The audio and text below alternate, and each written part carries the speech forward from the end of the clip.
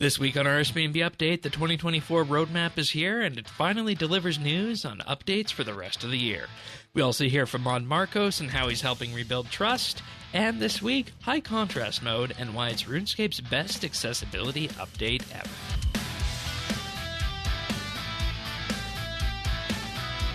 This is RSBANDB Update, episode 986, recorded Thursday, May 16th, 2024. High Contrast Roadmap.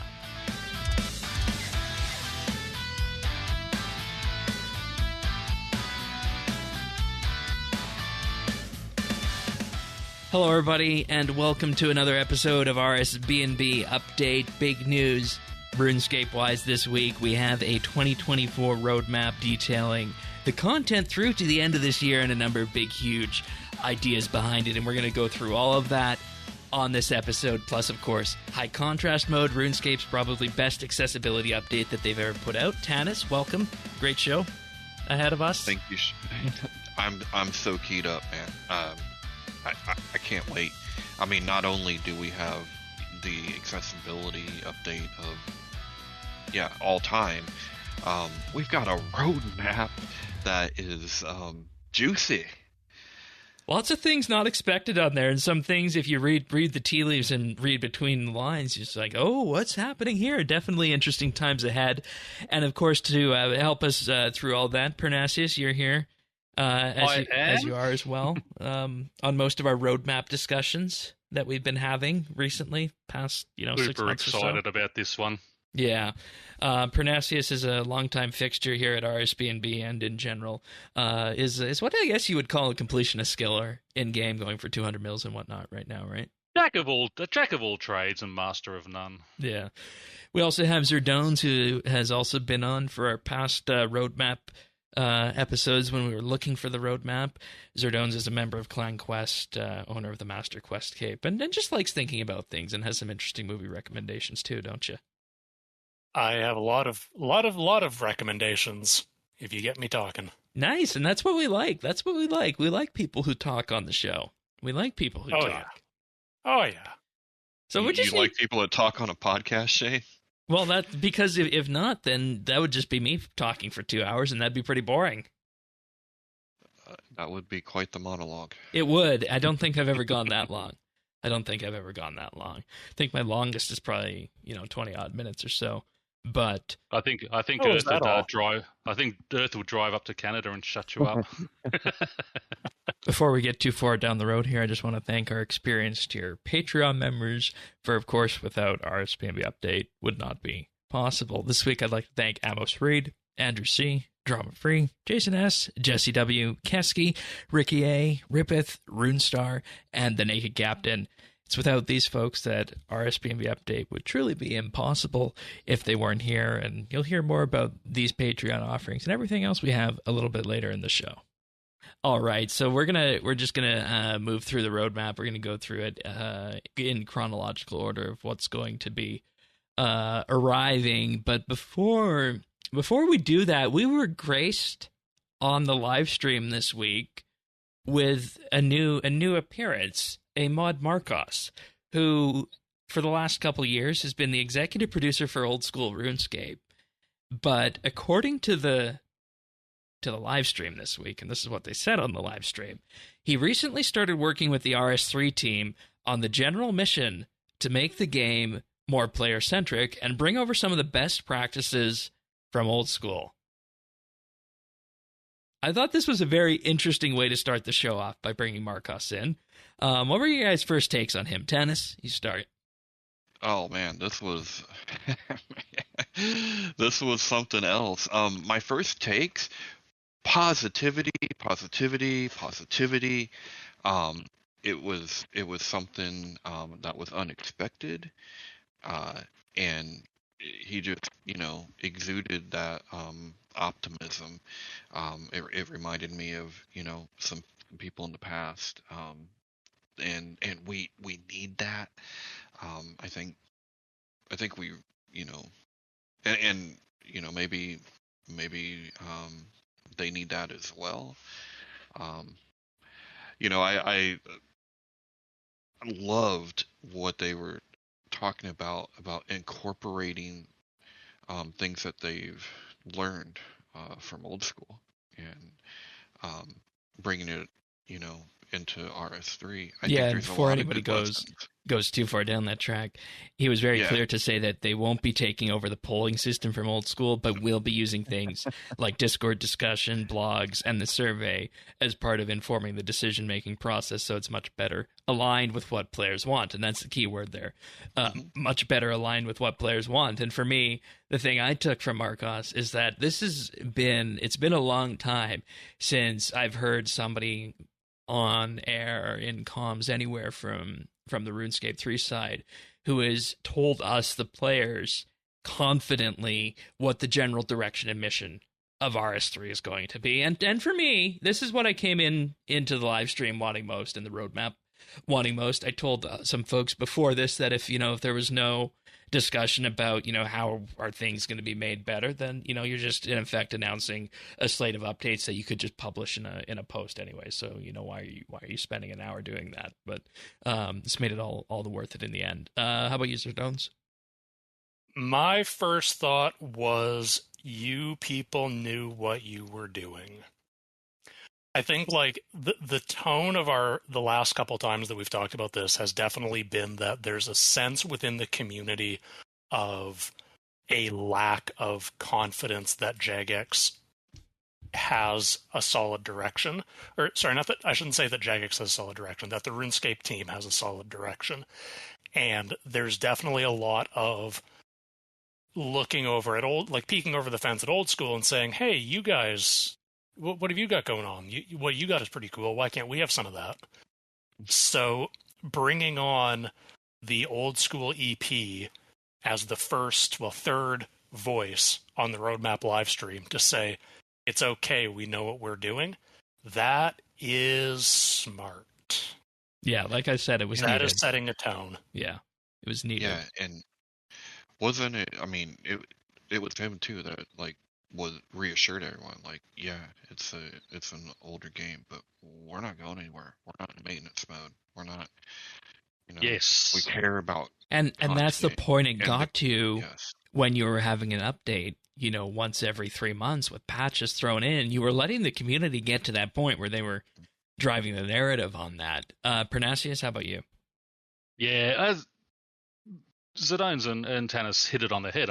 Just that confidence, that optimism that he come across with. I heard old school guys, oh no, what are they, I wasn't sort of, it sort of felt, yeah, maybe we're going maintenance mode where we're sort of amalgamating the two teams, but he dismissed that straight away, and with his talks, we're not going anywhere. We want to. We've understood that we haven't been open with you, and there are concerns out there, and he addressed them all and did it with such such an enthusiasm and optimism in his voice, and the whole team. Go back to that last live stream we talked about where it was Mod Doom and Gloom. He just had. Yeah, something felt off with that one, didn't it? Talking, yeah. Someone it really did feel off in that last one, and the Mod Doom that we know and love was back. He was full of optimism. The whole team. I thought it was a great opening. It put everyone at ease straight away, and I think it's a huge step forward for the team. Future Shane here from the editing the next day after we recorded this episode, and I just wanted to jump in relation to the discussion we're about to have. There was a Discord live stage between Mod Huli and Mod Markos on Friday, and from that, what we can tell is that Mod Markos is working very closely with the RS3 team. They haven't outright called him an executive producer yet, so we're not going to do that until it's officially stated, but after that Discord live stage, Mod Huli, the senior community manager, did confirm on Reddit that Mod Keeper has departed the team recently for new opportunities. That's the quote. And he also says it's worth mentioning that in his time as EP, Keeper played a key part in making some needed improvements behind the scenes for the long future ahead of the game. We do wish Keeper all the best. So just keep that in mind as we head on to this next discussion regarding Mod Keeper. And one thing that wasn't explicitly said is what the status of Mod Keeper is with this right now. And to our knowledge, we don't necessarily know what Mod Keeper's status is inside Jagex at this point. I know there was questions that were specifically asked in the live stream. Where is Mod Keeper? What's his status? It was a notable omission. It was a notable omission. And, they were also very clear that they didn't say this Mod Markos is your new EP for RS3. They didn't say that, so we are not jumping to that conclusion here.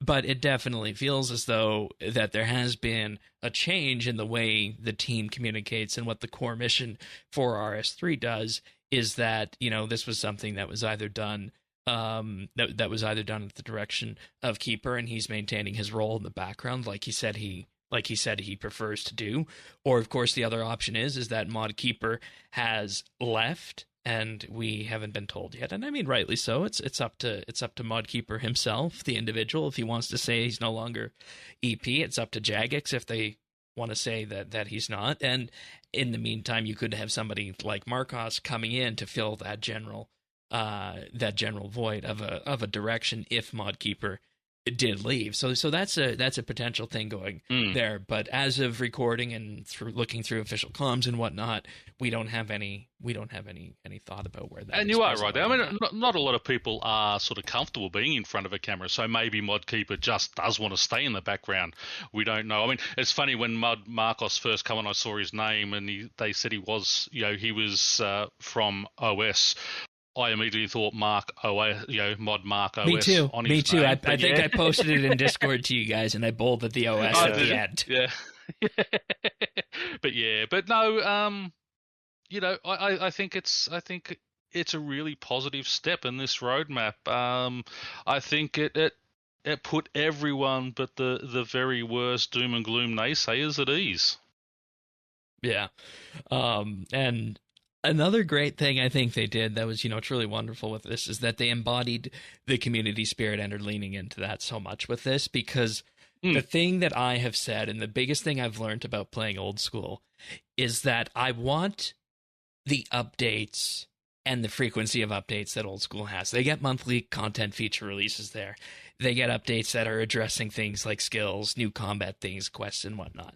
And I said I want that level of commitment and that content cadence and that type of content for RS3. So that's the thing that makes me hopeful here, is that I'm able to hear and, lean into that and maybe get some of what I was looking for with this roadmap ahead.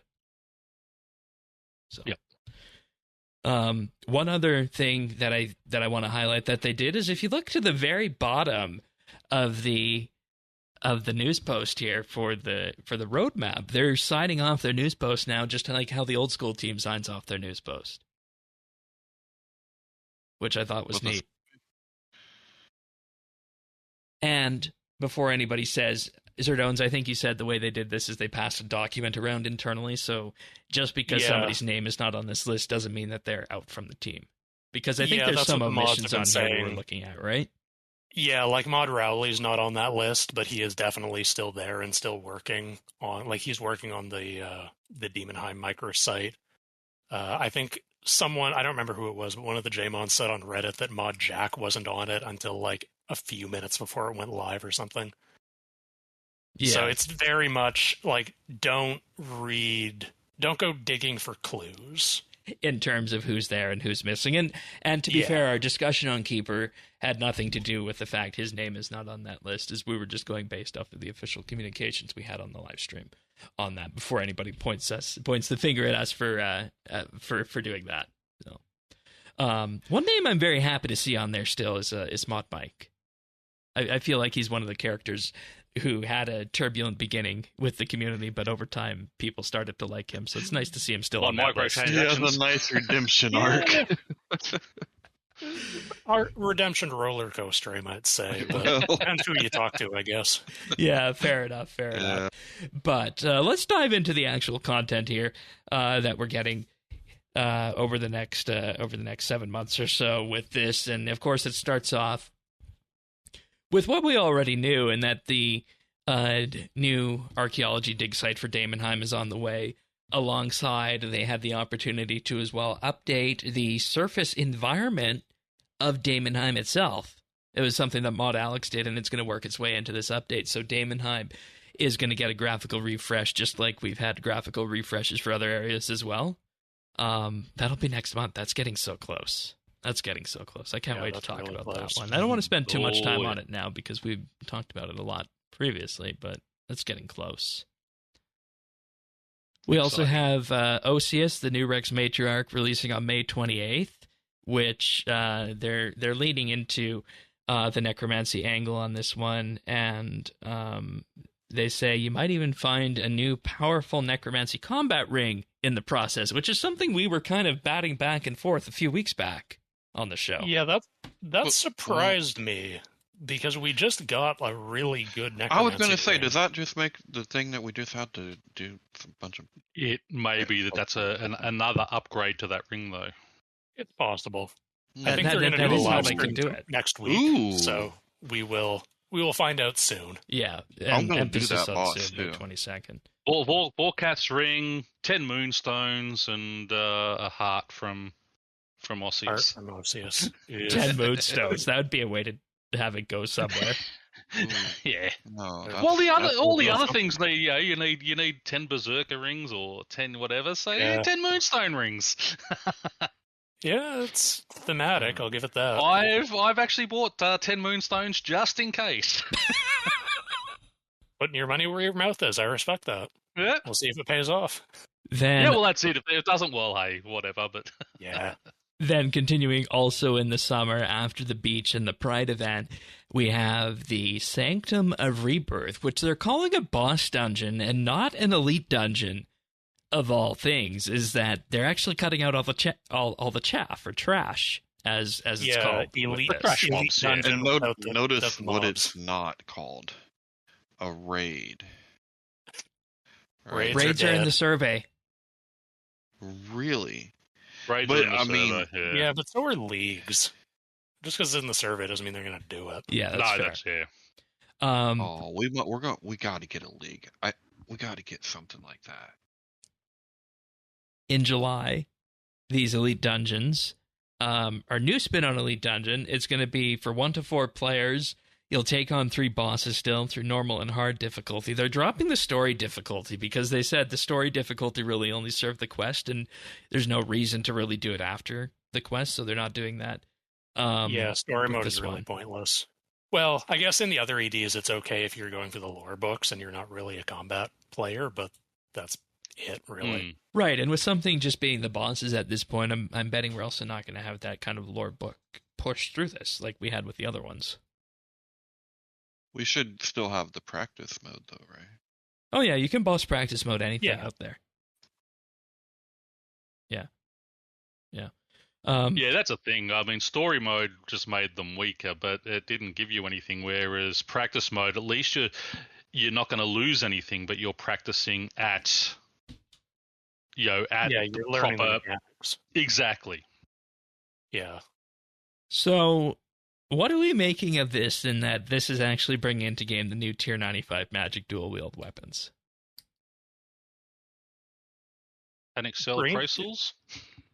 And Maybe. Excel appraisals. I mean, bringing in a magic weapon is a interesting strategy in a game where necromancy exists. Because everybody Or I talk wand. to is still using necromancy. Right, like what? There's very little reason to not use necromancy. Yeah. So what are Yeah. these? What's this wand or weapon going to do But- that's going to move the needle on that? Well, that's what I was going to say. Maybe it is that next power creep to bring it up to where it's equivalent to necromancy, and maybe not quite as powerful, but in conjunction with. But it's never going to be as easy to Cryptobloom and use as such. necromancy. Oh yeah, but I mean, it does get boring just using the same fighting style all the time. Yeah, And it does. necromancy does have very limited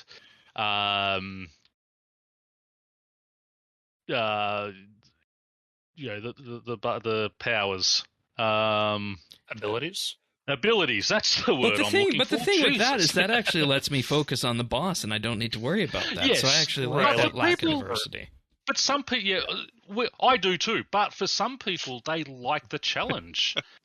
They want that lean forward, sweaty move, and if it opens that again, opens diversity to the game for everyone. What were you chuckling about? You want to Tannis? lean forward.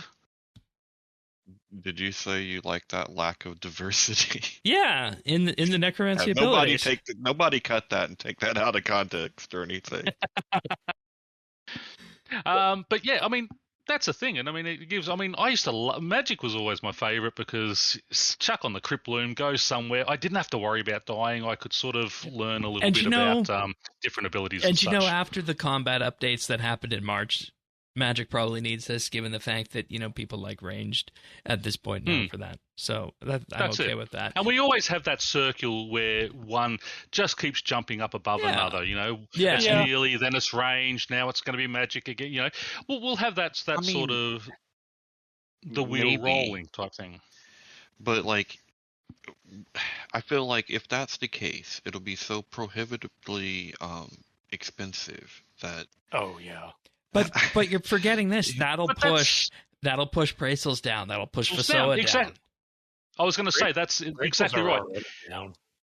Yeah, but it's going to make them sort of open to more people. I mean, I always loved when a new weapon come out because it meant I was able to buy the second best in slot, because I'm not a high level PVMer, but having that better weapon was always great. So yeah, I don't have 5 bill to drop on the new weapons coming out. But hey, the ones that were selling for 2 bill are now going for 500 mil or 200 mil. Great, yeah. I can grab a set. I like that they do that. Yeah, I also just want to say that the environment looks really good for this based on the photo that was posted here, the concept art. But go ahead, Zerdones. Oh yeah, I was just going to say, to be clear, I'm not saying they shouldn't update other styles. I just think it's interesting. Yeah, that they are going to do that, even though necromancy is very much dominating. Right. But they also say you may even get access to a new upgrade to push weapons past tier 95. Not these weapons, just weapons past tier 95. Weapons in general. So they obviously feel like they can push the gas on that power creep angle, which I know some people are still having questions about, but that's a topic. That's a topic for another day, of course. They said, of course, that they're going to be looking to the community to help define this combat encounter, from getting your take on a new death and revive mechanic for this dungeon through to a beta world playtest for potential tier 95 reward designs. And next week, there will be more about how people can get involved in that.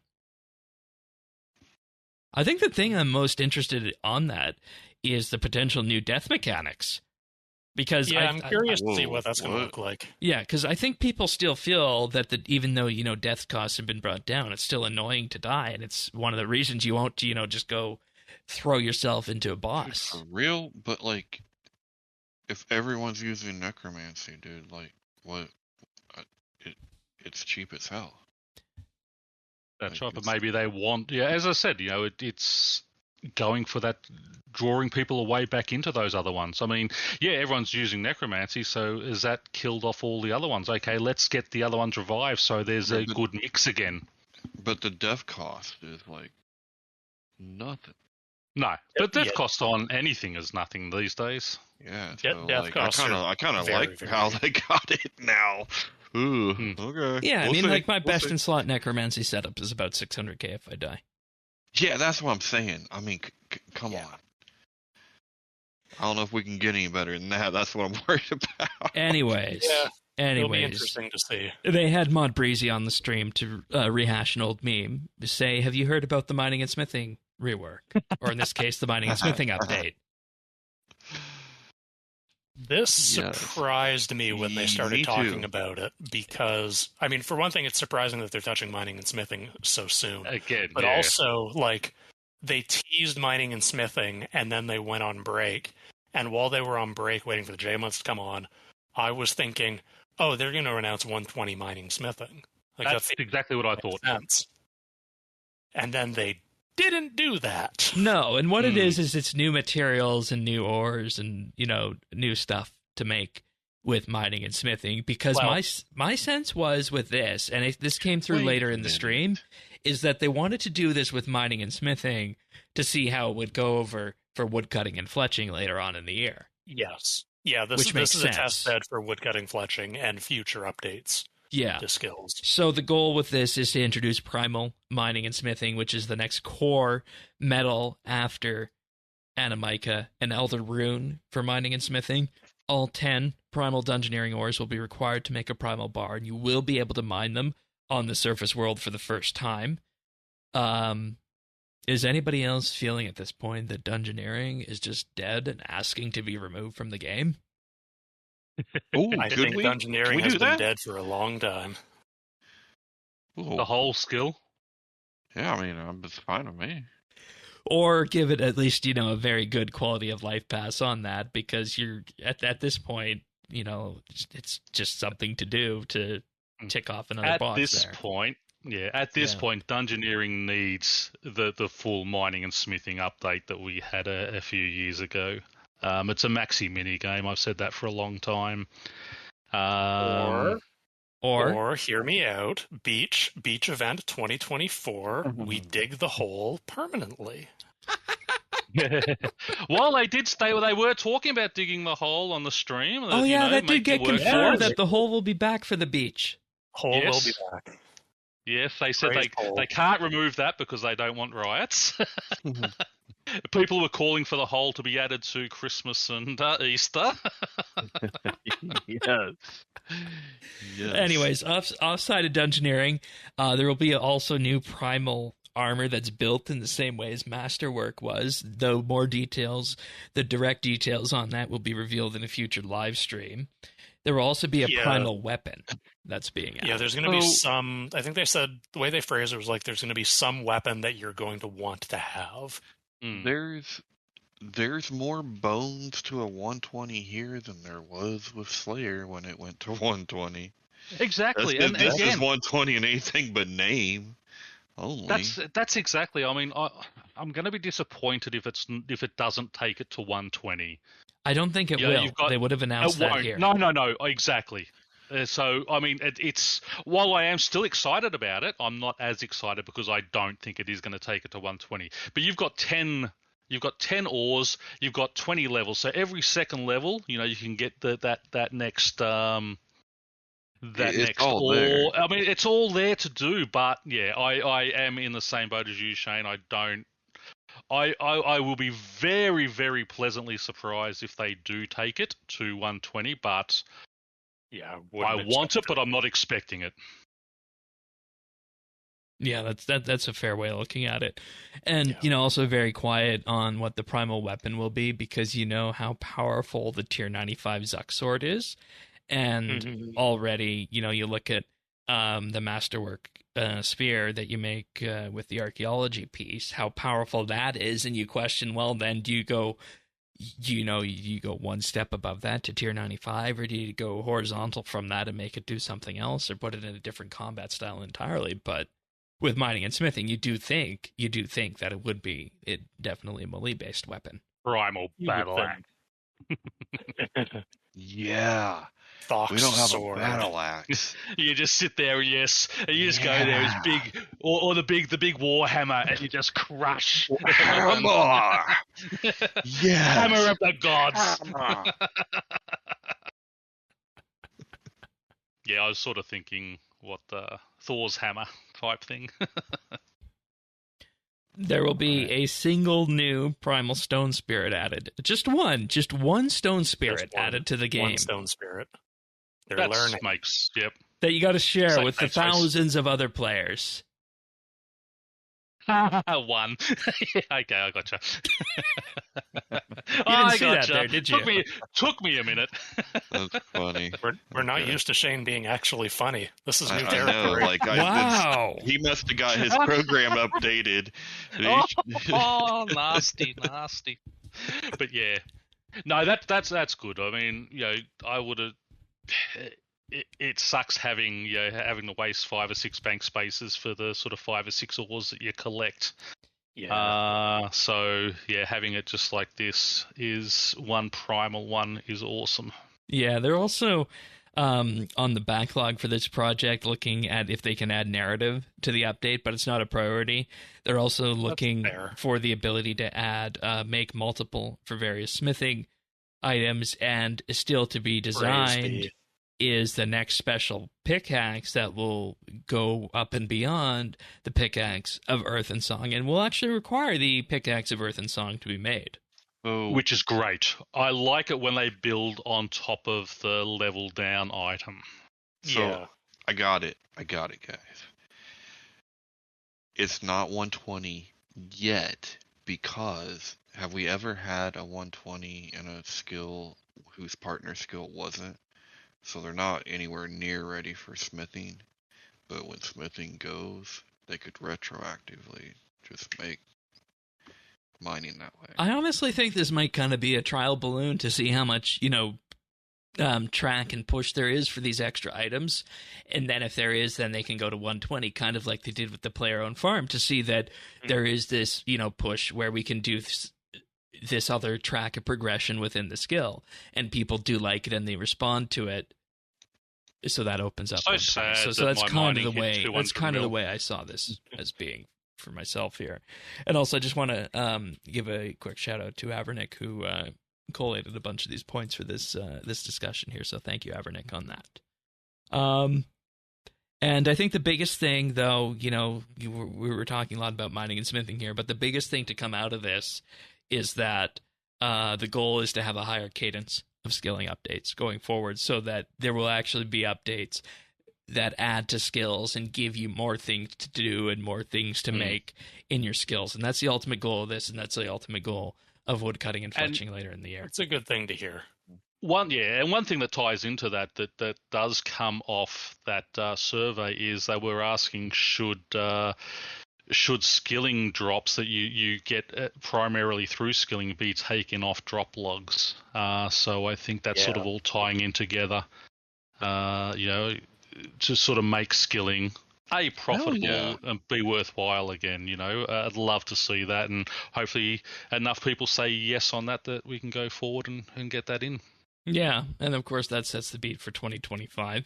Also, lots more still to come for the rest of 2024, including some things for City of But before we continue with that, I'm going to just thank our Patreon supporters right now for this week. I'd like to thank Alvaro L., Amos Reed, Andrew C., Arvid Zell, Chubura, Daniel W., Dominic R., Drama Free, Dura Max, Guy Lafleur, Jacob G., Jade Gizmo, Jason S., Jeebus, Jesse W., Kesky, Lemon Lodge, Luminos, Parnassius, Renhawk, Ricky A., Rippeth, Runestar, Samuel FL, Scott DS, Shirt Pants, Targayen, The Naked Captain, The Dabin Goat, Tim, Tom V, Truth Ray, Ukulele Steve, and Zand. Big, huge thank you to all of our Patreon supporters for allowing us to do what we do each and every week. And you can just head on over to patreon.com/RSBNB and sign up there if you're at all interested. And we offer there a whole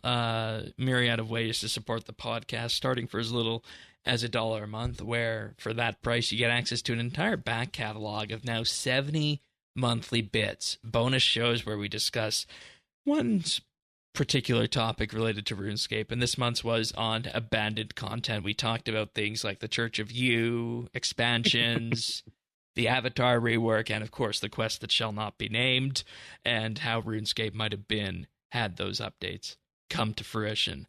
We also, of course, have things like our tier list. We have discussions about holiday events. We have discussions even about the evolution of combat and legacy combat and all sorts of fun things. Just head over there, patreon.com/RSBNB. Sign up for as little as $1 a month.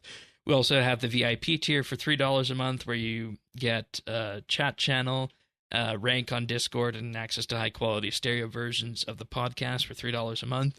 And for $5 a month, you'll receive a shout-out on the podcast each and every week and gain exclusive access to the outtakes that we use to make the clip show at the end of the year. And, of course, it was a fun week this week because we also recorded the monthly bit on abandoned content, and I got to say that name of that quest, the quest that shall not be named, probably far too many times to the point it's probably into the next century at this point. It's gone. Dude, We're never getting it. No, Gone for good. Also, when you were to our New Zealand listeners out there, don't be disappointed about the Church of You. It's not female sheep. It was YOU. Oof, shots fired. Okay, fair enough. I never thought of that. That's to my mate, the RR man out there. I like to pick on him a bit. Nice. Well, patreon.com/RSBANDB. Thanks so much, everybody, for supporting us. And if you want more, just head on over there and sign up. And we are doing our roundtable this weekend, which is kind of like you can imagine is like a group podcast where everybody can come in, bring their thoughts, and just discuss whatever's been happening in RuneScape. So that's what we're doing with the roundtable. But continuing on, roadmap wise, they're going to be fleshing out the area tasks for the city of adding in the hard and the elite tasks. Yeah, that's good. Love this. This is probably my least favorite thing I'm looking forward to on this roadmap. Yeah, it didn't. I was just like, okay, that's cool. Well, see, I've got the Taskmaster title, so I love the new tasks. Right. And that'll be the only reason. one I didn't like was Wilderness at the time because it was still PvP out there. But yeah, I love all the tasks. And that'll be the reason I'm doing it, to maintain Taskmaster. But aside from that, I absolutely hate doing, diaries and task sets myself. So, and there's some interesting language to come out of this as well, Zerdones. It sounds like we're also getting the fourth conjure from around this, or maybe it's an update on its own based on how it was laid out by Mod Doom. Ooh, I might be reading too much into wording, but based on the way it was introduced, it seems like the fourth conjure could be an area task reward. Oh, no. Which is certainly a reason to do them. Oh, no. I'm sorry. Oh, no. Tannis is devastated. They're just fun little. I mean, I love achievements, so that's why I love the tasks because it's something you can just go and do. Like, I'm bored today. I'm sick of doing this skill. Open up the task list and just choose something off there to go and sort of work on. So that's why I enjoy them. But they could tie it to it. I don't think they would. I think there'd be too much sort of screaming if they did tie it to tasks. But I think we'll wait and see. Depends on what the tasks are, because the easy and medium tasks, those weren't too bad. Obviously, hard and elite, it's going to be more intensive, but yeah, I just sort of think of things like the chompy birds and all that. If they do that type of thing, agility course for the Fermenic. Yeah, Fermenic elites, I think, or Shane's favorite activity, Dominion Tower. I thought Shane's favorite was the Mauritania ones where you had to do the all the people through the 99. Temple trekking, Temple Dominion Tower. Yeah. I don't have any of that. Yeah, there's some and rough Mage ones. Training Arena were my last 3 comp requirements done. Yeah, that's fair. That's where my achieving things ended. Oh. That's fair. And then as we head into fall or autumn, new skilling boss and a new story quest. The story quest and the skilling boss will tie in to the Sanctum of Rebirth, interestingly enough, on that. I feel like it's about time we've had a new skilling boss, and I think there's a lot they can learn from Croesus, because I feel like Croesus was too heavy on the emphasis on the rewards and having to have a competent team to get it done. Because if you look at the very popular skilling bosses on old school like Winterdot and Zolcano, those can be used as a skill training method, but the be-all and end-all of them isn't necessarily about the rewards. So I'd like to see when this arrives, I'd like to see this more leaned into kind of how they do it over there with XP, Winterdot. I feel like that's one of the key blueprints for it. Yeah, and I still haven't done Croesus, but I love that this is going to be solo. And I'm totally with you, Shane, there. We don't need to really focus on the rewards so much as a good training method. It doesn't have to be best training method, but just a good training method to break the monotony up of some of the other skills. I would like to not die at work. Can we get OSHA involved here in the skilling boss? That's all I want. What are you talking about? Because Croesus, man, you take damage. Don't you just spawn outside the room if you die at Croesus? Yeah, you don't take damage. You lose. He drains your skill points. So super restores are your best friend. It feels like, I don't know. It feels like getting beat up. I don't like it. Like, could you just like fail because you didn't? I don't know. How do they do it in OS? How do those work? Well, you can actually die at the skilling bosses there, believe it or not. Oh shit! Oh, I mean, they are bosses, so let's but if you take the appropriate precautions and you use the group worlds for them, it's really not that big of a deal. So, like for example, when we had leagues going, Wintertot, the skilling boss up north, that's based around fire making and wood cutting, was the meta fire making method over there for that. So, but is something shooting at you and stuff the whole time? Kind of, yeah. But you do have to eat and whatnot too with that. No, you're fine. I'll eat, but does something have to shoot at me? Yeah. I'm just trying to work here, guys. I think. Well, maybe not shoot at you. Maybe they'll just whip you. There we go. Right. He wants to be whipped, not shot. Also, with this mod, Doom said that Croesus is the second most popular PVM encounter they have. I believe that, honestly. It's a good thing, especially for irons. It's a really good source of a lot of materials. Yeah. And it is very rewarding, even as a skilling method. Yeah. And, I think people forget about that because it's not flashy to go there and, run on stream or something. But you can definitely see people still doing it on the mass worlds and whatnot. And I definitely do miss from time to time our sus Sunday sessions we used to have in Clan Quest for that. So, also something for you, Tanis. There will be a new Slayer monster, and this will be a Slayer update that'll bring an upgrade for the Slayer helmet leading into Necromancy. That's so cool. And, ironically, this is the only one I missed. Okay. Coming into the show. I'm like... And I do want to say, with the skilling boss, the quest, this helmet upgrade and all that, the details on this are sparse at this point in time. I feel like the thing we have the best details on out of everything in the roadmap was the mining and smithing update, but I feel like everything else as we head further and further down the track here, these are just blueprints of what's going to arrive, and we don't necessarily know too much behind it on this. Which is fine. I mean, as long as we know a direction that they're going in, okay, we're going north, this is, these are the stops we're making along the way. Fantastic. I mean, I don't need full details. I just need a guide to know what's happening. And this, as I said, this really did excite me for the rest of the year. Well, and let me break it down in these terms. This just gave me confidence in getting Premiere again. Right? I mean, there you go. At the end of the day. Hey, that's all you can ask for. Right? I mean... Well... And to add to that, Iron Ass is going to actually be getting Premier Club after I log off from you guys today. They do some on DXP, but, just to start doing some of that stuff that is coming out, because obviously I am 200 mil in a lot of the stuff now. It's got me excited about playing the content, and I'm going to, my altar's going to get membership again. Speaking of iron alts, nice segue. Group Ironman coming later on this year, probably September, October, based on the timeline for this, maybe a bit later.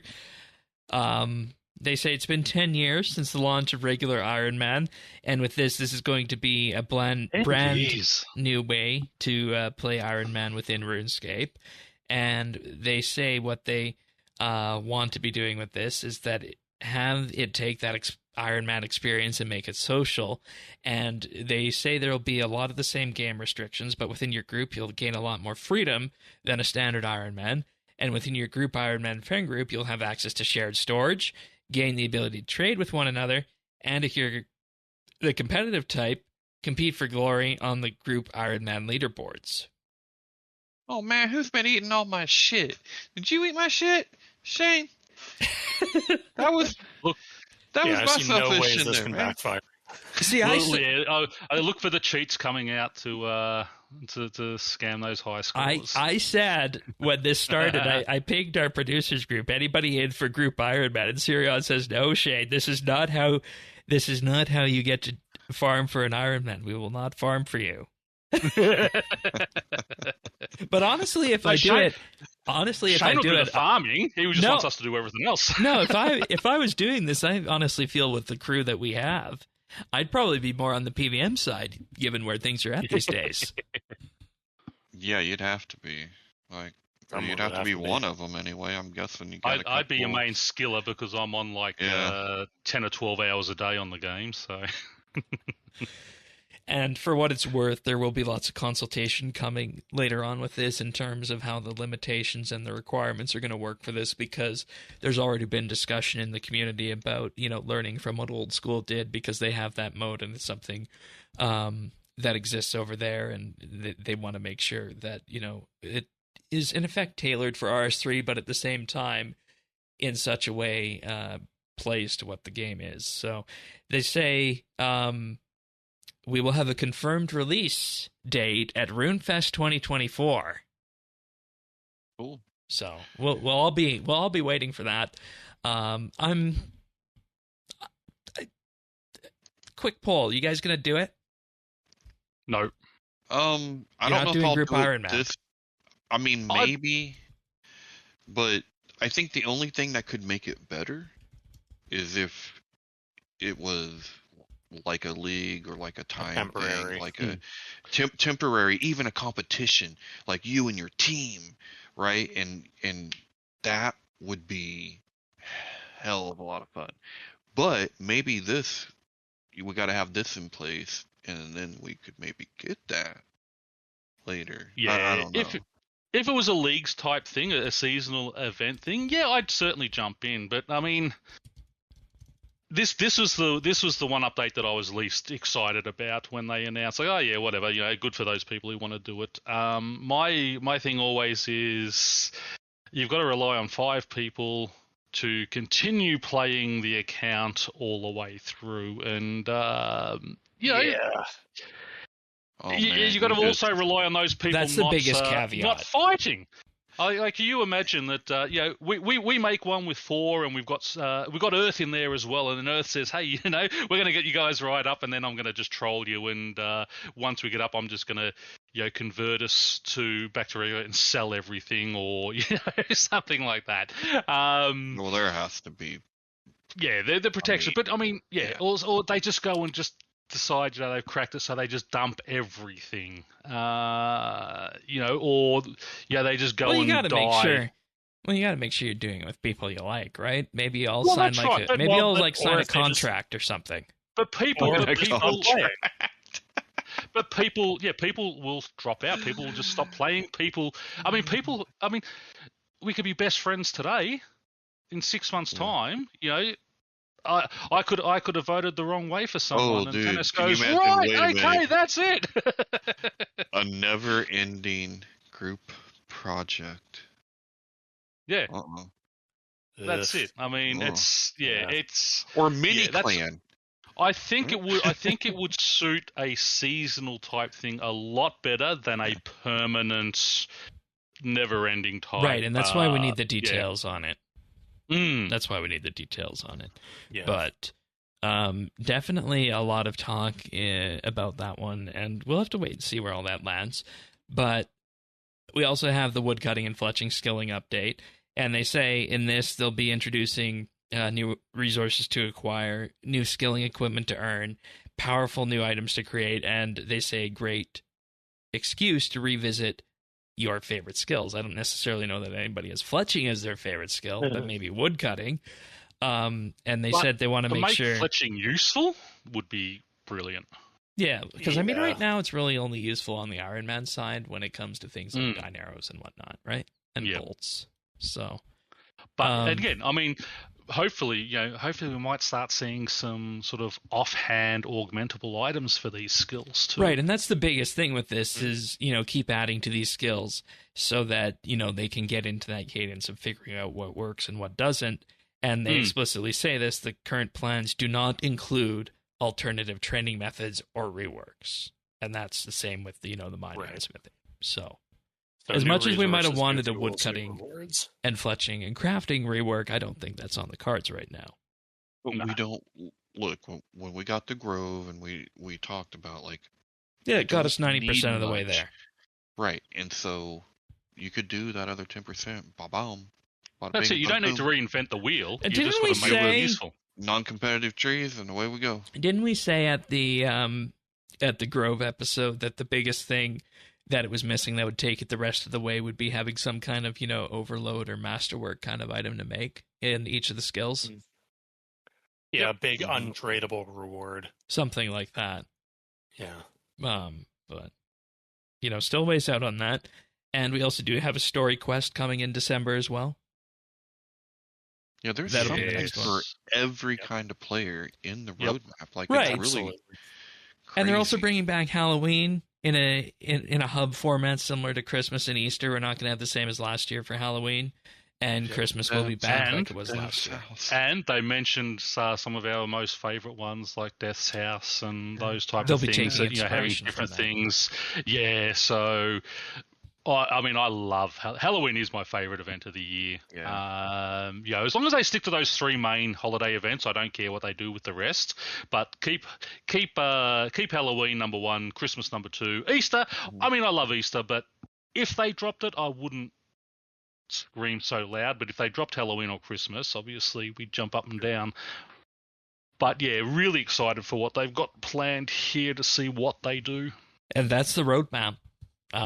What we've been asking for so long, because typically, we got 2-3 months at a time. Here's, 1 or 2 updates, but we haven't had a big long range look out like this in a long time, nor even an update on the strategy for the game too, which was very much appreciated with this. Anybody else have anything roadmap wise, Markos wise, before we move on to the survey for a little bit? No? Okay, sounds good. No, not for me. No, just I again, I just want to throw out a big thank you to the team that they have put that confidence back into the game. Their enthusiasm and optimism on the stream itself was palpable. I mean, and even in the chat wasn't. I mean, yeah, there was some naysayers in there, but even the chat was excited, and there was a lot of positivity that come from it. And I think this come at the right time, and I think they had the right people on the show doing it. Now all they have to do is deliver this on time and on budget. Yeah. Well, even if there's a little bit, I mean, that's what I love about these type of roadmaps. It's not we're going to do this in August. It's seasonal. It's exactly right. So, hey, we did plan for this for September, but it's going to get pushed back to October. We don't know that it's being pushed back because, hey, we're just told autumn. They've done it the right way, and really well done. Good. Really well done. We also have the survey. The survey will take about 20 minutes of your time to complete. So if you're interested in offering your opinion for what comes in 2025 and beyond, do take this survey. I pulled out a couple of the questions I want to talk about. First one, what type of updates are we most excited to play that was in the roadmap? And I actually tiered mine up, and I wrote I'll give you my top 3. My top 3 are the Daemonheim Archaeology Site, the new story quest, and the woodcutting and fletching updates. There's other ones in there too, of course, but what were your guys' top 3 in the roadmap? I mean, new story quest has got to be number 1. Yeah? That was number 1 for me, yep, new story quest. Yeah. Mine were basically the same as Shane's, except just in a different order. I had new story quest, woodcutting and fletching update, and the dig site. Yeah. Yeah. I'm going archaeology. And Halloween event was number 4 for me too. Yeah, I had story quests, Daemonheim, and the oddball, the area tasks. because I also like achievements. I My mean, I area like making tasks my were- rune score go up. My area tasks were 13 out of 14 for me. Wow. I mean, there's a bunch of these that I didn't even have on mine because Yeah. but you have to rate GIM, all of I them, just kind don't of. care. Yeah, that's fair. The next one I wanted to pull out from this, of all possible new content, and this is separate from the roadmap, but just content talked about in the survey, which of these would you prioritize as the most appealing and would make you excited to play RuneScape? For me, I prioritize number 1, leagues. Number 2, a POH update. Number 3, more player customization. Number 4, a new area. Number 5, offline gameplay. Number 6, remaster iconic content. And number 7, prestiging. Yep. Give me those. Yep, prestiging was number 1 for me there. I did have player-owned housing as number 2. The new area was number 3. Remastering was number 4. And then basically, yeah, my last one was offline gameplay. And second last, player customization, because that doesn't really bother me. This And- was an odd one for me Yeah. because most of the ones that they had on this list really don't appeal to me at all. Like prestiging, I need a hole in my head. So I only actually had 3 that I had to rank because these were the only ones that actually made me excited, and that was new area, remastering, and POH. Okay. So sad. I'm curious to see what the community at large responds when it comes to things like leagues and the POH update. Because I feel like the POH update is something that always got talked about until we were told it couldn't happen. And there was a segment of the population that always wanted it. And, you know, it's kind of the same thing. Whenever leagues comes around, people always say, do leagues for RS3. We'll have to wait and see if those people respond here. Personally, I'm lukewarm on leagues, but I think it would be a wonderful thing to have for the community. Yeah. Oh man. Help the guy down under and vote number 1 prestige.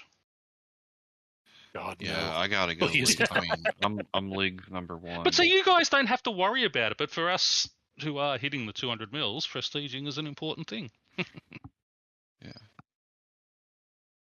Well, it's on my list. I figured let's take all the skills to 120 and then talk about prestiging. That's a fair No, let's assessment, just- too. That's a fair assessment.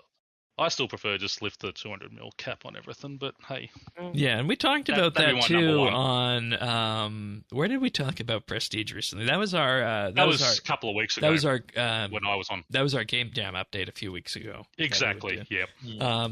But speaking of 120s, what skills do we want taken or updated to 120? That's an interesting one. For me on that one, I put you know, honestly, I put woodcutting, fletching, crafting, mining, and smithing for mine. I would say. I said all of them in the notes down. I think you had a spot of the note down the bottom, but Yeah. That's a fair answer. I mean, they asked us to limit to 5, so I picked the 5 combat skills. But really, that's like, spicy. well, because this sort of goes to what I was talking about earlier with comparing necromancy to the other combat skills. But I think taking them to 120 would do a lot to bring power parity back to the combat triangle. And one of the things that I've always said about 120 skills is that the problem with taking any one skill to 120 is that there's a whole bunch of feeder skills on either end that you then also need to take to 120. But necromancy being a 120 combat skill with gear that caps out at tier 95 proves that's not true for combat skills. Right. So we can take melee magic range to 120, and we don't necessarily need to take mining and smithing to 120 to go with it. That's honestly a good point with that. And, you know, when it comes to in terms of how much power you can see there, I know people were saying at the ultra high end right now, ranged can compete with necromancy. So you just allow range to go past that 99 and you're in an area where it's not only competing, but probably even going past necromancy as an example. Exceeding, I would think. Yeah. So you can kind of look at it from that perspective. 2, I guess. And then, of course, comes what quest lines would you be most interested in pursuing? And oh my god, we have to put the gnomes as a write-in option. There was no option for the gnomes on here. They're trying to tell us something. They're trying to tell us something. I Elemental definitely Workshop, that was on the list. Yeah, as was Gielinor in the distant future. And the near future. Which those ones are interesting. I said distant future because I like time travel stuff, but I get yelled at for that.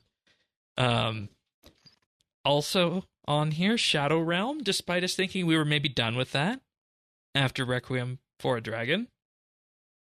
The previous there was revision, also that question about do you want more Lovecraftian stuff? So they're definitely casting a wide net for opinions. Right. And also, steampunk and whatnot was there too. Clockwork and all that sort of stuff. You can also choose based on areas, based on species. I chose the elves and the monkeys, for example, of the species that I'd be interested in. I went dwarves and Kando dwarves, and obviously gnomes I wrote down the bottom as well. Yeah. Third Age. They had Eastern lands, which I did tick, but there's nothing about the Western lands. I really want to see those Western lands come over from OS to RS3. Yeah, that's interesting that's not there. Abina is there, which is timely given what we talked about on the monthly bit. Maybe. And, of course, everybody's favorite Elemental Workshop as well. Of course. So, and Daemonheim is there, but I'm betting not many people actually clicked that one. Mm-hmm. Probably not. I wonder who clicked the Common Folk of Gielinor. I was seriously I ultimately didn't, but I was thinking about it. So what would that be? Would that just be, working with Gypsy Eris once more, or? I think something like before Zemo got involved, I think Fort Fern 3. Okay. That kind of thing. Or like the Ardoin series, the Plague series before that turned into the Elves. Fair enough. So basically like the bread and butter 2005 style quests. Yeah, well, like just working with regular folk. I had also... Oh, sorry, go ahead. No, you go, because mine's a different topic. Oh, I was just going to say, what if it had a payoff where you had, you bring in a shop into Fort 4 and 3, and you're helping that guy, and who's the dude from Lumbridge? You could bring in, the axe shop, too. Bob's axes. Bob's axes. Okay, that counts as common folk then. Fair enough. No, boycott Bob. He's racist against cave goblins. Oh, right. I forgot about cancel cancel Bob. I had also selected the wilderness. I'd like to see that continue. We've got the Fort 4 and 3. I'd like to see them sort of continue on redeveloping that area and sort of getting more out there. I also think two surprising ones on here are Terragard and the Narragain. Terragard, of course, being where the humans came from, which is not England after England was deleted last week. Terragard didn't surprise me so much. Yeah, it would be interesting. I mean, we touched on Terragard a little bit in Once Upon a Time, which we had been told that was stuff that the Lore Council were actively discussing. Who doesn't want to know where they're from? Come on. We gotta know where the humans came from. How do we end definitely up here? Not England, right? I mean, what did we do? Did we screw it up, blow it up, piss on it? What did we do? We did something. Sarah Doman screwed it up, so we all come over here. Yeah, right. What about the Narragain? Wasn't that a dead world? Yeah, that's. I mean, that's Guthix's world. Guthix come from, exactly. Our sense was that we saw it in visions when it was live, but to our knowledge now, and correct me if I'm wrong, Zerdones, it's probably just a dead husk like Frenesque is. Yeah, I think.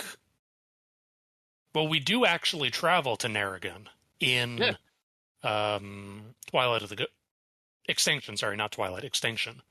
We do actually go there, and it looks just like it does in Guthix's memories. It's just a dead world, disconnected islands, or barely connected islands. Like there's nothing there. Yeah, so the question would be, how do you kind of lean that in then, I guess? It could be a divination, could be a travel to the past. I mean, we could find out that there's a secret colony that have been living just on the other side of the planet. There's ways you could do it. Oh, that's interesting. That's To interesting. greater or lesser degrees of contrivance. Yeah. But of course, everything in the survey, there's nothing guaranteed in the survey. It's just a guiding survey about where things are going to go. So definitely do fill that out this weekend if you're at all interested in guiding the path forward for RS in 2025. Sorry, just think on Aragon. Guthix's daughter isn't really dead. She didn't actually die. She was only like unconscious, and she's still living there. And you go back. And... Oh my god. That would be really awkward with the ports. That storyline. Introduce Guthix's daughter to her memory clone. That's awkward. All right. Well, with that being said, we also do have an update this week in addition to the roadmap. And as I teased at the top of the show, biggest accessibility update probably ever for RuneScape, and that's high contrast mode. Tanis and I got a demo of it last week before it shipped, and I'm just going to let you explain your reaction to this, because I think that says it best, Tanis. Yeah, all right. Well, thanks, Shane. I was amazed. It exceeded expectations. And we're going to get into this, but if I could just sum it up, customization. It really puts you in the driver's seat. But first things first, if you want to get to it, you got to go into the settings and then interface. Scroll down. There's a new tab they added that has accessibility. You can turn it on there. But what's so cool is you can find everything. Like there's everything. You can put borders on, kind of similar to what we have with the click boxes, but this is much more pronounced, and you can customize it with whatever color you choose, or you could choose to have everything just kind of silhouetted. It's a little more like see-through-ish. I remember in the demo it kind of reminded me of Ghostly Robes because it was like a green color. Yeah, and to be fair, high contrast mode, what it does is its sole purpose is making things pop in the game world, right? So it's going to put your screen grayscale, and then by default, objects will be cyan, attackable NPCs will be yellow, attackable NPCs will be red, regular NPCs yellow, and you will be blue. And the idea behind this is that it just makes it easier for things to pop out on screen. And how has it been for you? Oh, well. What has it enabled you to do? That's a better way of putting it. I've been working on boss logs this week. And you weren't doing that before high contrast? No. It's just amazing. Like, so you can customize all those colors, right? Yeah. For however you want. So, like, one thing, when I'm doing necromancy and stuff, there can be a lot of like clutter. There's a lot of stuff going on. I'm usually doing Slayer, right? There's mobs. Hard to tell one thing from another. So you can set all that to one color. You set your enemies to another color. And I'm not so concerned about what color they are. Just a difference. Just a high just contrast. the fact that the border is there. Yeah, because that's what I need. Because that's what Right. So why is it Yeah. exactly with how your eyes are that the border is better than the highlighting or the silhouetting? Um, I think it's just because it stands out to me the way that I have to kind of, because I don't have central vision, so I'm kind of sweeping my eye a little bit. I'm always using peripheral, right? So um, it just makes it stand out more in that peripheral vision. Um, but it highlights interactable objects. So we're talking doorways. We're talking. Um, I can see, in a quest or something. I would imagine as long as it had the visible click box, it would be, um, it's going to be highlighted, so it's going to stand out, and that's going to be just a lifesaver. But right now, like, I haven't missed, I haven't missed a drop. I would say this made And that's the key. loot beam in like, um, we don't really need it now. Yeah, because we always talked about an accessible loot beam Mhm. because back in the day you lost a Bandos boss pet because you didn't see it drop. Yeah, Oh, that yeah, hurts. yeah, yeah. Which ironically inspired the boss log, but that's for things to come. Um, but it's been all kinds of stuff like that, like um, just the borders. I can't tell you how much the borders help. Like I can see where things end. Um, I just feel like going forward, this is a game changer, and like because of, you know, there's a pretty good selection of color, so and the ones there are all like things that are gonna help you, are gonna help things stand out, right? Um, and so right now you do need to customize it a little bit for what you're doing, right? So let's say if I'm in a dark, like if I'm in a dungeon or something, I'm gonna have my enemies highlighted like bright, right? Or something like that. Versus if I'm, somewhere light, like where we went in the demo, I wanted to see what it would look like. Like the Bayonet Um, ore, for yeah, where example. the Bay Knight Ore was, right? Because I remember Yeah. in Fresh Start going up there and being like, damn, I can't see anything. And you could see all the interactable objects. It's just such a game changer because up until now, I've really only had the mouse over, if you see something pop up as your mouse is going over it. Um, and I guess we had I remember the click boxes, in archaeology, but Yeah. otherwise. Because I was there in that demo and the best way I can describe what your reaction was is that it was almost as though you were able to see things that you had never seen for the first time. I don't know if that's a Yeah. good way of putting it or not. Um.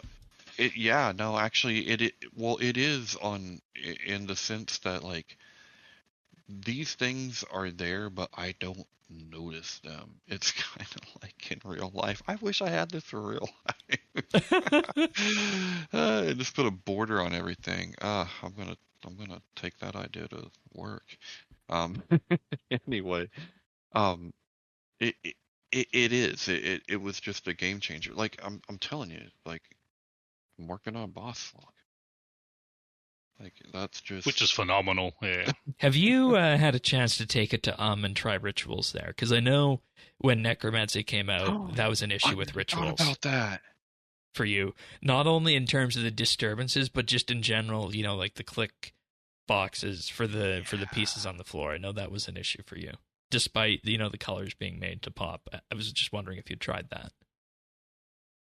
No, you know me. I'm doing necromancy through combat, but that's a that's really that's cool. I should do that. Then I won't have to buy ectoplasm. I felt crappy. I had to do that. Good idea, Shane. Yeah, and see see we're talking about this from an accessibility angle because you're legally blind. Yes, Yeah. but Yeah. it is also useful for people who are not legally blind, and apparently it will also toast your computer from time to time. But maybe that's just a me thing in terms of the amount of pressure it's putting on it. But I am still looking for the ravens in Prif, and this thing helped me see the raven in Prif without needing to, zoom in and just, play the mouse over game where I'm in effect using the mouse as a flashlight to see when something gets a border around it or when its hover text appears. Mm-hmm. Yeah, I'm wishing I had this when I was doing my Nemi Forest runs for Mousecap Reputation. Oh God. Well, and what's really interesting about this is the way that they went about it, because just in general, even with the things that I do at work, the main thing is magnification and contrast, right? When you're dealing with a visual impairment of almost any kind, you need the magnification, but you also either need the contrast. Some people just need the contrast. Well, you know, magnification you kind of already have on your own, no matter what you're on, whether on a mobile device or any kind of computer. Any OS now has built-in magnifier stuff, so that's not necessarily as big of a deal.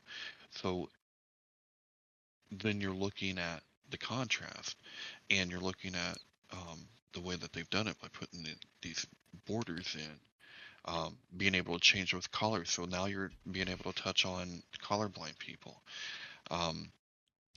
It's a really smart way of doing it, just because of the sheer number of conditions and people that you can touch with it. And that's exactly it. And to just give an idea of how granular it is, if you don't need, the grayscale high contrast background mode, you can just turn the entity highlighting on and have that on as the opposite of a border, so that it'll just like highlight what's interactable, what's an NPC, so on and so forth. It's based on your needs. And I think this is the thing that was kind of the aha moment for me, and I know this is something that you do in your day-to-day life, is that accessibility is different for everybody. And that's what they were able to encapsulate with this update, I think. Oh yeah, absolutely. Absolutely. And this, I'm just so encouraged to where we can go from here. Just thinking about the future and stuff. There is an accessibility tab, right? So, we have a place to find stuff and to, but anyway. I can't say enough about it, Shane. Like, I really can't. It's just been a game changer. Like, the other thing. Okay, here's the other thing. I almost forgot about this. There's so much to it, right? Like, I almost need it to sink in now that I've been playing it. But remember how I talked about like zoom and contrast, right? The number one, number two things. Well, I can use less zoom when the things stand out. Well, if I have less zoom, that means I have more field of view. So now I'm able to see more of the game screen at the same time, and that is the biggest inhibitor when you're using the magnification. Right. What would you say you used to run your magnifier at? 300. 300. Okay. So what are you down to now with this?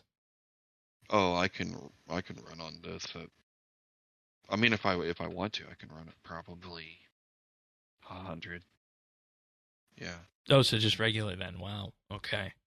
Yeah. Nice. But I would need to, I mean, it is somewhat situational. Like, I'd have to maybe zoom in on some chat or something like that. But there's room in the future. You never know. You could have, text to speech, right? Or like for the chat, who knows? Possibilities are endless. Yeah. I would definitely, when you have the opportunity, check out the ritual site in because I just have this up right now with high contrast and the entity highlighting on, and everything just pops there. It's probably an entirely different game doing necromancy rituals for you. So Holy cow! Okay, well, this might be game changing in regards to that for you. That you might all want to do right. something other than combat for trading necromancy, just All because right, rituals are all so right. fast. Okay. Well, now I'm really curious. All right. Even more excited. And I Yeah, guess the I'm even more question then is, where can we take this for people who aren't, hard sighted? Like, where could Parnassius use it? Where could Zerdones use it? Where could I use it? Aside from the obvious, like I said, trying to find the Raven and Prif. I mean, anything where you're gonna have trouble finding that click box, right? Or anywhere when you can't quite find that doorway. I think it's helpful in places with a lot of trees and stuff. Oh, okay, for them. This is drops, right? Well, no, I guess you guys would always see that too. I feel like when you talk about high trees and whatnot, I think the first thing that comes to mind might be even some quests that have difficult click sort of entities like that. Yeah. Because any There agility were works. some quests. Yeah. Agility is actually a good one. That's actually a good Yeah. one. Now that you mention it. And I'm also, just looking at this right now, and I find it's actually easier on the eyes running in a grayscale high contrast mode like that. I guess that kind of makes sense, right? Yeah. No, Yeah, that makes sense. So, yeah, I'm in love with it. It's Actually, where it would be it's useful? great. When you're doing the wilderness events, when there's so many people there and you're trying to see the NPCs you've got to kill, because you go into Infernal Star trying to see the enemies there when there's so many people and everyone's ghosts and all that stuff that's there. You basically, I just sit there rolling my mouse around, and when it finds a box to click, I click on it. So it'd probably be really useful doing those wilderness events. Yeah, I just hammer target cycle, but yeah, that's a good idea. Agility courses really pop. I just headed on over to the Berthorpe agility course just for the hell of it, and it pops a lot. So that's a good thought on that one.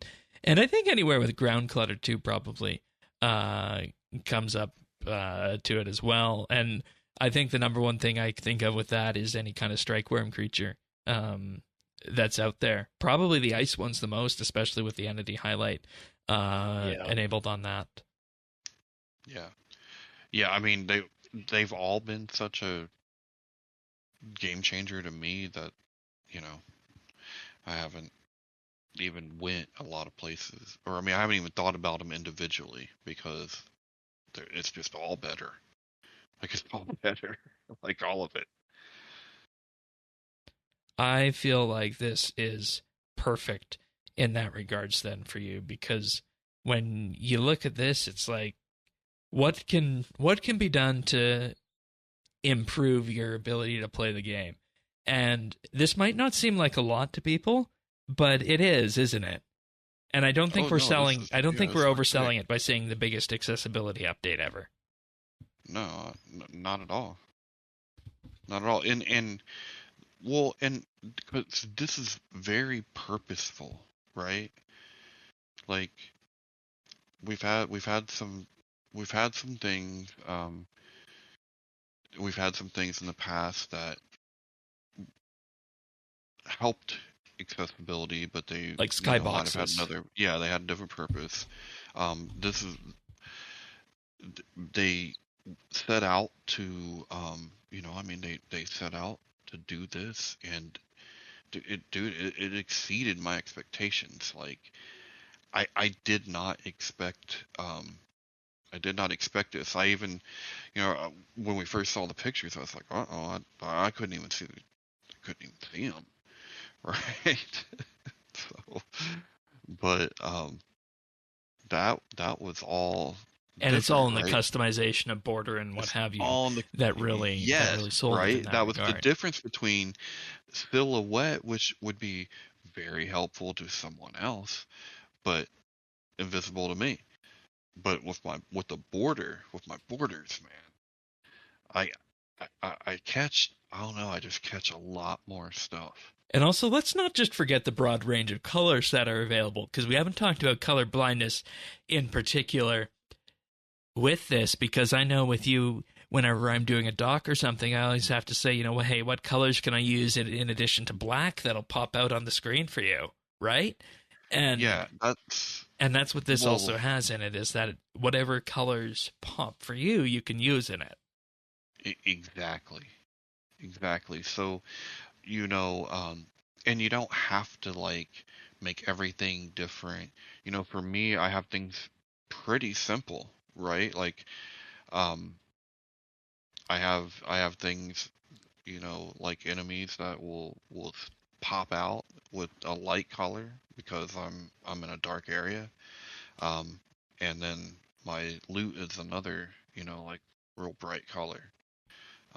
And my everything else is kind of like an orange, right? Like So do loot objects when they're on the ground, then those appear as whatever color the interactable object is then, right? Mm-hmm. Yep. Oh shit. I didn't even realize this until now. There is an alternate color for actual loot. Oh. So loot and object color is different. So there is an actual color for dropped items that you can set. Like there's Loot drop highlight color, man. it's right there. Oh, beautiful. Yeah. Yeah. It's there's so much depth. So much customization. Because I don't think I even realized that feature, and I'd been, you know, seeing the demo, and then I'd looked at it earlier this week, but I just discovered that there's the option there for loot drop colors. I knew mine was highlighted. But it wasn't the object highlight.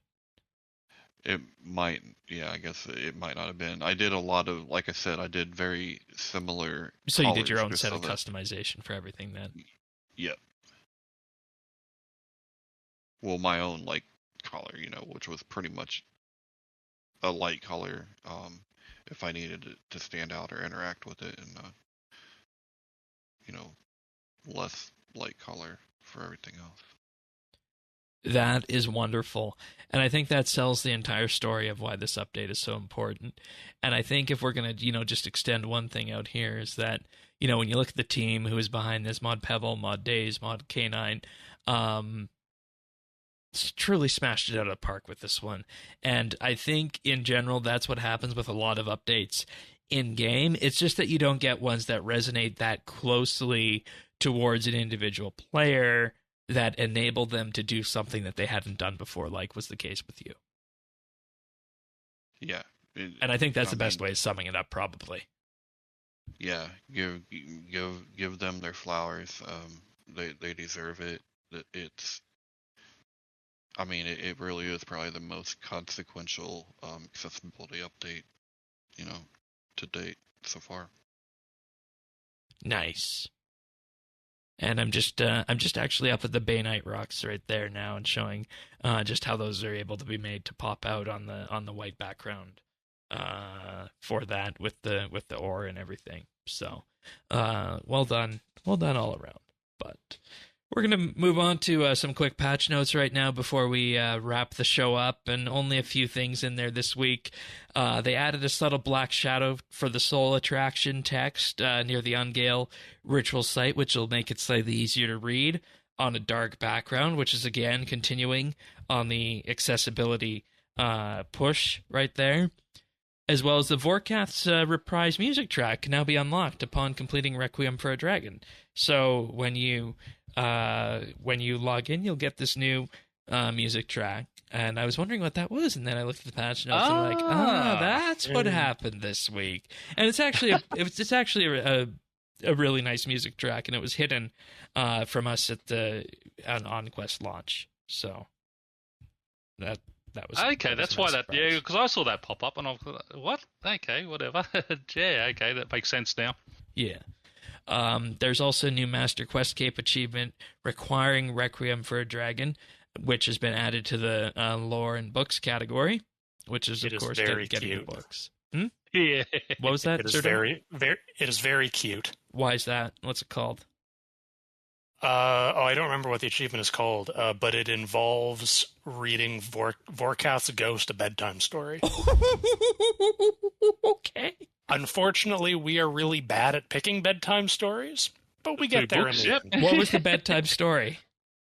Well, you have to talk to Vorkath with the 2 lore books from the quest, which one of them is about how the Shadow Realm is a horrible place full of evil, dark, monstrous things, and the other is the diary of Vorkath's creator, talking about how much he hates Vorkath.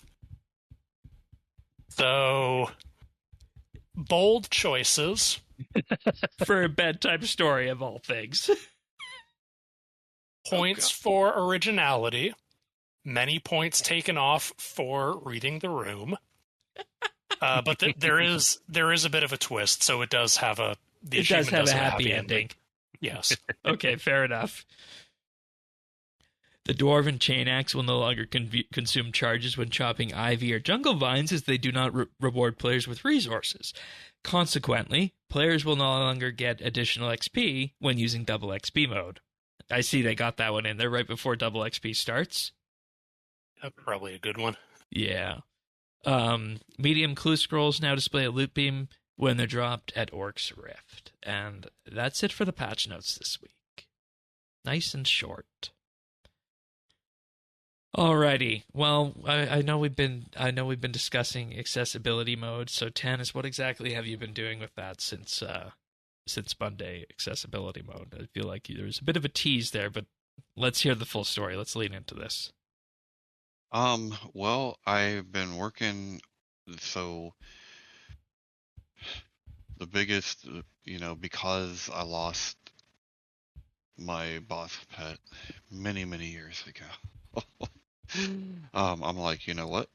We're gonna go get it back. And while we're at it, might as well do the boss log, right? So it's not like I'm doing some kind of crazy PVM or whatever, but I am able to do things I have never, really done, just in the amount of time I can stay and chill, and I don't miss, I'm not missing any drops. I can I can actually tell which ones are the enemies and then which ones are mine. It's been awesome, and I have so much more confidence now when, like, I'm not worried about the next quest or whatever. Now, that being said, if you all will Elemental Workshop into existence, one of you is taking me through that bitch. But in general, yeah, that's pretty much. So you're saying you what feel I've been like pretty doing. much all the quests now are on the table with what we got here. Oh yeah. Most of them probably. Yeah, I mean, unless there are, there's still other challenges, like if it was a timed thing or, what have you. But when it comes to, like, not seeing something, not something like blending in and you just not being able to find it, I think those days might be over. Are there also going to be any other drop logs on the horizon? All of them. All of them. Yeah. Good man. Yeah. I'm going to see you at Raziel one day? Someday. Yeah. Yeah. Where did you almost go? I'm definitely going to the Matriarch too. In for solo AOD? No. Yakamaru? Live dangerously. I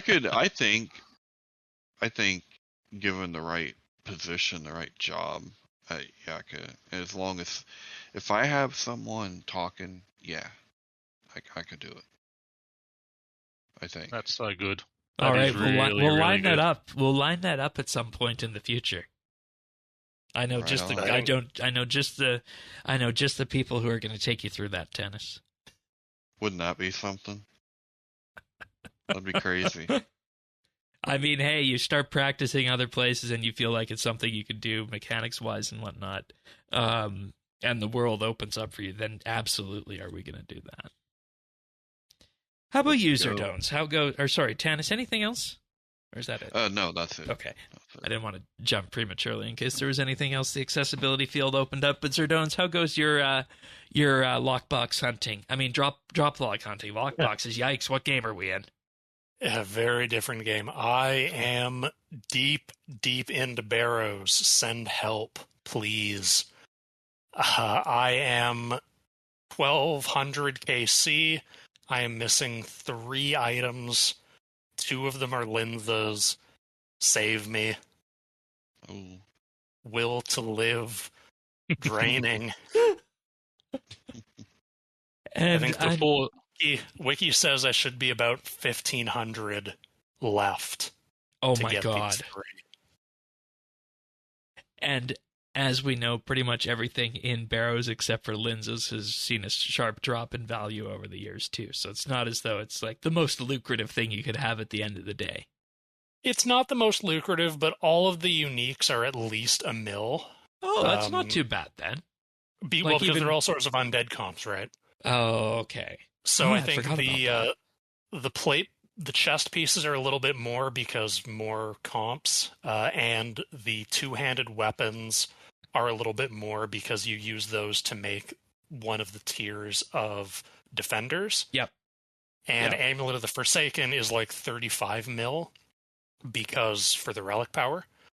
So I'm currently sitting on about 100 unique barrows items. So I'm going to have a pretty solid nest egg when I sell those. I've got to keep.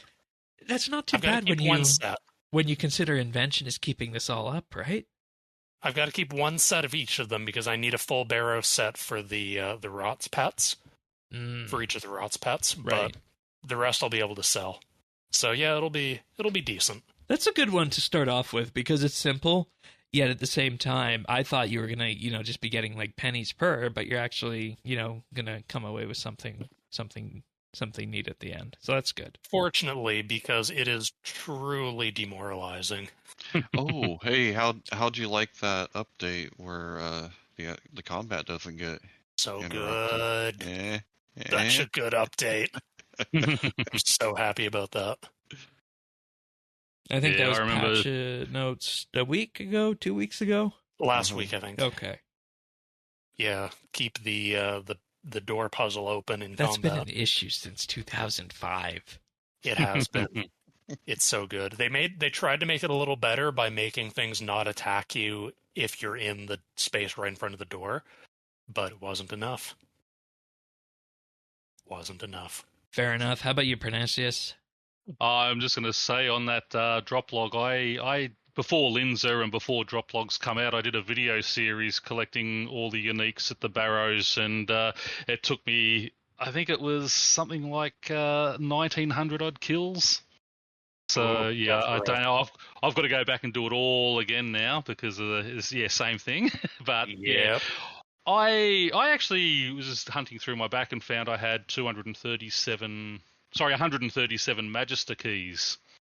So nice. I got all geared up and I thought, I'm going to go down there and do Magister, and I got all geared up and all excited and sat there and every 35 seconds he's dead with Necromancy. You do. It's like, oh, okay. So he's now my AFK boss. I don't like the Magister because you have to pay to access it, and the drop table just isn't that amazing. Yeah, and the keys are, because I thought, I'll buy some keys, and they're like 467k each. I thought, bugger that. And you're not getting that back per kill. No, exactly, and especially when you're, you try and farm them yourself, and you've got to. No, it's too hard. I've been doing a bit of Magister. So and even the scimitars you make fun, from there aren't that great. So no, nothing from there is great. But I've got the pet and the gloves of passage are all I need left there. As a drop. Other than that, I've been doing a lot of divination. I am 179 mil divination now, getting that up to 190 on sort of getting everything to the 190 on all, and then just start hitting those 200 mils. Made a whole bunch of charges, so I'll never run out for when all my augmentations and such. Other than that, yeah, not a lot. Just calm before the double XP storm, I think, is a good way. Of putting it. Exactly, yeah, because I'm going to be hitting. I've got all my stuff prepped for crafting to get that up there. When I run out of that, I'll go sort of do rune crafting because that's such a slow skill. That's the same situation I'm in for fletching with double XP when it begins. It's just sitting there waiting, ready to go. Yeah. Well, I did fletching last at DXP, got that to 191 mil. So nice. Yeah. Nice. As for me, how about yourself? Yep. I have been under orders that I need to get the requirements done for Song of the Elves on Old School, which involves after an hour of discussing RuneScape 3 skilling, which involves mining on Old School, which I'm sure you can all imagine how that goes. Good luck. Oh yeah. Have fun. So I've been AFKing at the Shooting Stars for probably the last 2 days in a row, and I'm about to hit level 69 mining over there and then close in on 70. So thankfully that chapter will almost be done. So I'm looking forward to that to be done. Then it's on to smithing after that, which won't be too bad given Giant's Foundry. But we're at the point where, we can start drawing things up and say, okay, Song of the Elves, that's on the radar, time to go for that. And then, it's just a matter of, after that, getting the rest of the quest requirements and then just doing the quest. So things are really starting to shape up over there with the updates that have come into play recently with some of the skilling stuff. So I just wanted to mention that. It's good to hear some of those D&Ds are still useful over there because...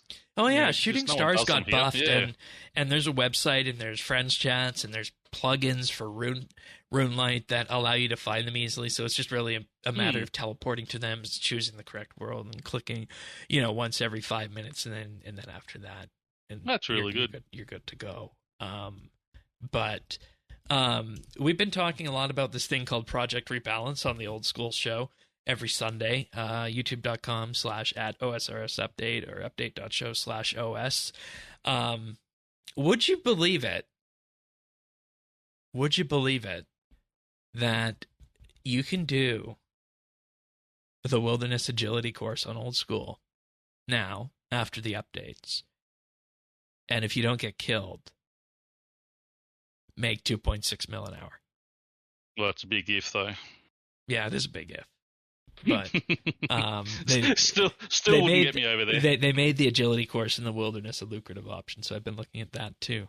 But all sorts of things on the radar for that, but definitely planning to get 120 fletching come this double XP over here on the main. And then we'll see where that goes after that. And I think my plan for that is to go in the order I got all my 99s. Dare I say it, though, that might be a little bit difficult for some of the combat ones, given I only have 100 strength and 100 attack presently. But that's been me. We also do have a few achievements this week as well. So Canis Rufus 1 got 99 necromancy on the 15th. Robbie got 200 million mining on the 13th. Bellicosity got 99 construction and 99 farming on the 11th and 10th, respectively. And Dane Karai got 99 invention on May 9th. Congrats, everybody. Very nice. Congrats. Zerdones, what do you got for us? I know, oh boy, the Phantom of the Open. What is this? Yeah, I've got a film. So, Phantom of the Open. This is the biopic of a man called Morris Flitcroft. So I'm going to summarize the life story of Morris. But before I do, I want to emphasize that this is a biopic. Some of the things that I say are going to sound like I made them up. I did not. these things did happen. It is a biopic, so it's possible that some elements are slightly exaggerated, slightly dramatized, but the broad strokes of this story are 100% true. So Maurice Flitcroft, he was a crane operator in north of England, a town called Barrow in Lancashire, for the English listeners. He drove crane for a shipyard in that town. In 1975, at the age of 46, he decided to play the British Open. He was watching TV, and he saw golf on the TV, and he decided, that I want to do that. So he decided to play the British Open, which is one of the biggest golf tournaments in the world. Plot twist, he did not know how to play golf. He had never played around before in his life. He did not own a set of golf clubs. He just thought, this will be a thing to do. In the film, I don't know if this part is true, but in the film, he's barred. He orders a set of clubs, mail order. He's barred from playing at his local golf club because he can't afford green fees, because he's a blue-collar factory worker in north of England. So he does his practicing in park fields, on the beach, and occasionally illegally trespassing on the golf course at night. So, and just to be clear, in the UK, probably more than in North America, golf is a sport reserved for the rich.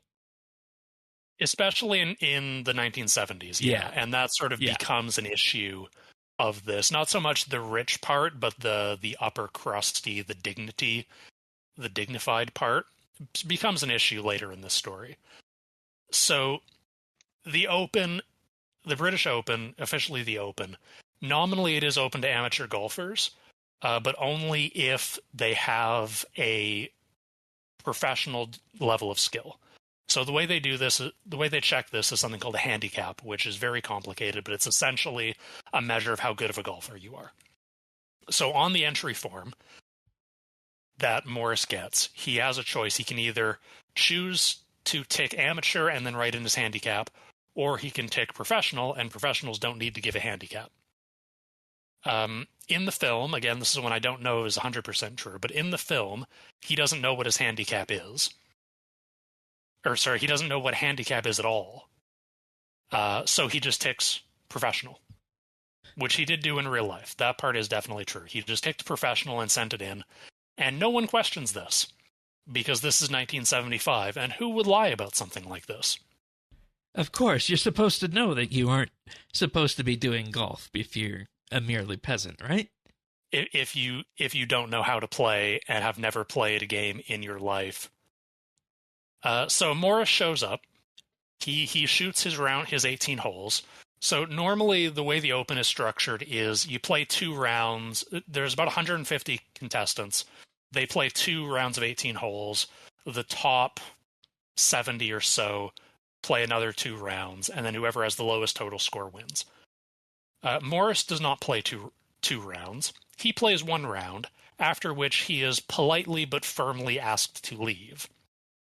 The reason being that he ends his 18-hole round with a score of 121, which is 49 strokes over the par for the course. The way golf scoring works, for people who don't know, they count the number of times you hit the ball. Lower score is better. Every hole has a par length, which is the number of strokes that a competent player should expect to take. So, generally speaking, if you're a good golfer, you'd expect to shoot par. Maurice did not shoot par. Maurice shot 49 over par. To date, this is the worst score ever posted at the British Open. And to give you a sense of how bad of a score this is, all of the results, the scorecard for the 75 or the 76 Open is on the website. Maurice is not listed. The lowest ranked player, their worst round was 12 over par. 37 strokes less than Maurice Flitcroft. The winner that year ended after 4 rounds with a score of 9 under, but his worst round, the worst of his 4 rounds, was 1 over par. Morris is not a good golfer. He is so not a good golfer that he receives a lifetime ban from the Royal and Ancient, which is the governing body of golf in England. He is prohibited for the rest of time from competing in the Open, in professional golf tournaments in England, because of the dignity issue that we mentioned before. He besmirches the dignity of the game, or some nonsense. Morris, as you or I would, figures this is bullshit, so he goes back next year under a different name, and the year after that. He's caught. Like, they catch on. He never completes a round. But he ends up competing another 4 or 5 times, I think, under assumed names, wearing disguises. And that's pretty much where his story ends. The film ends with he ends up inspiring a golf tournament in the United States. A small golf club run an annual Morris Flitcroft tournament where, just anyone can come out, have some fun, highest score wins. Just to, have some fun with it. And so he ends with, just realizing that he has had a positive impact on the world, even though everyone in his home country is laughing at him. So that's nice. More real life. Exactly. So, again, this is a true story. Morris Flitcroft really existed. It doesn't read like a true story. It doesn't, and yet it is. Fact is often stranger than fiction. It's absolutely true. So if you want to watch it, it's on Netflix. It's a British film made under a grant from the British Film Institute, so I don't know how easy it would be to find otherwise. But it is on Netflix if you're interested. And the reason I recommend it, firstly I recommend it because it is very funny. Another thing that I didn't mention, but something that sort of goes on in the background, is Morris has twin sons who take up disco dancing. Oh, God. Because it's the 70s. And they end up being world champion disco dancers, which, again, is a true thing that actually happened. But the other reason is because something that the film never draws attention to but does demonstrate is that despite his inauspicious beginnings, Morris does measurably improve. On his later showings at the Open, it takes a little while before people catch on to the fact that he's not meant to be there. So he's playing, maybe not professional grade, but at least close enough to fool.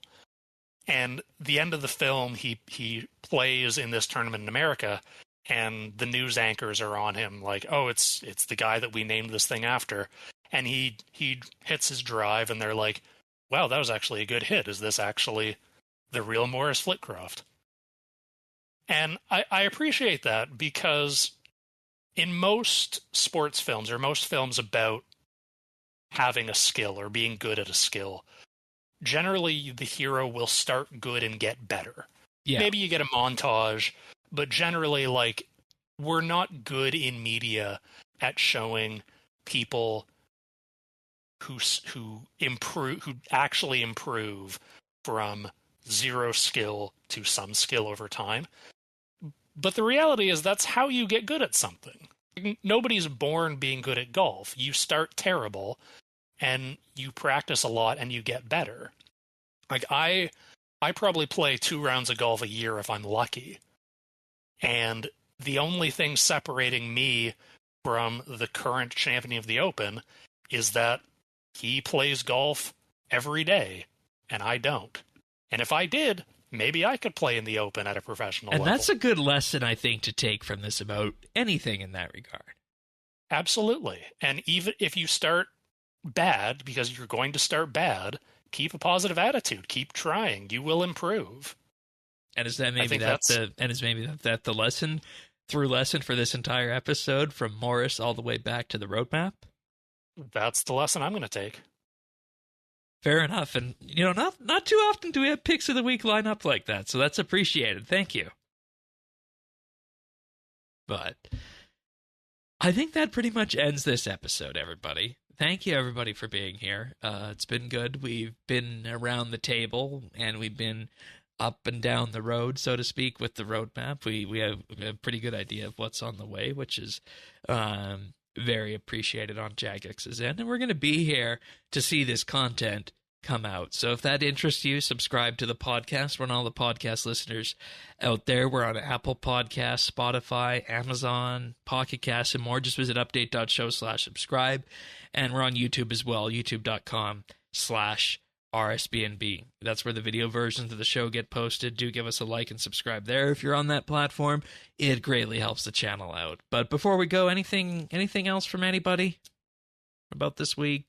Updates, accessibility, anything? No, just a huge thank you to Jagex for putting it out and, giving us something to look forward to the rest of the year. Yeah, I think that's what we take from this, and I know a lot of people were sitting and waiting to see what happens with that, and of course all that's left for them to do now is to deliver with that, and we'll be here to watch that, and we'll be here to talk about that as it happens. But until then, we'll see you guys next week for another episode of RSBANDB Update. Thank you, Pernasius and Zerdones, for being here, in addition to Tannis, who is here each and every week to put up with my weird sayings from time to time, as it turns out. Someone has to do it. Yeah, that's right. That's right. But we'll see you guys next week for another episode of RSBANDB Update. See you then, everyone. Take care. Happy Skype and all. Bye.